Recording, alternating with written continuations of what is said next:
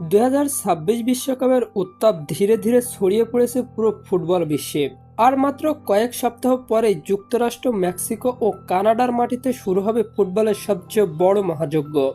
সেই প্রস্তুতির অংশ হিসাবেই দলগুলো একে একে প্রকাশ করেছে নিজেদের প্রাথমিক স্কোয়াড। সবার নজর ছিল 5বারের বিশ্ব চ্যাম্পিয়ন ব্রাজিলের দিকে। নতুন কোচ কার্লো আনচেলত্তির দায়িত্ব নেওয়ার পর থেকে কেমন দল গড়বেন তা নিয়েও চলছিল বিস্তর আলোচনা। অবশেষে অপেক্ষার অবসান ঘটিয়ে 55 সদস্যের প্রাথমিক স্কোয়াড প্রকাশ করেছে সেলেসাওরা। স্কোয়াড ঘোষণার পর সবচেয়ে বড় আলোচনার জন্ম দেন নেইমার জুনিয়র। দীর্ঘ সময় ইনজুরির সঙ্গে লড়াই করার পর অবশেষে জাতীয় দলে ফিরেছেন ব্রাজিলের এই পোস্টার বয়। তবে নাম ঘোষণার সঙ্গে সঙ্গেই আনন্দে ভেসে ওঠে ব্রাজিল সমর্থকেরা। অনেকেই ভেবেছিলেন হয়তো এবার বিশ্বকাপের মঞ্চে নেইমারকে আর দেখা যাবে না।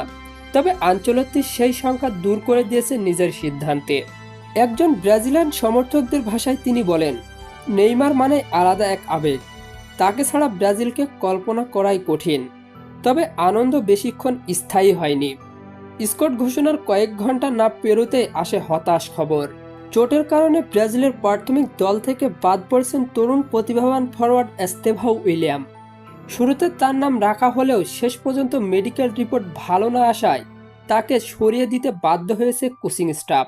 ব্রাজিলিয়ান ফুটবলের ভবিষ্যৎ তারকা হিসেবে দেখা হয় এস্তেভাওকে।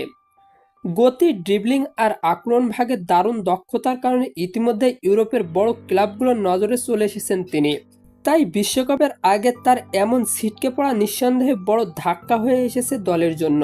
বিশেষ করে নেইমার জুনিয়রের সঙ্গে তরুণদের সমন্বয়ে নতুন এক আক্রমণ ভাগ গড়ার পরিকল্পনা ছিল আনচেলত্তির। সেই পরিকল্পনায় আপাতত ছেদ পড়েছে।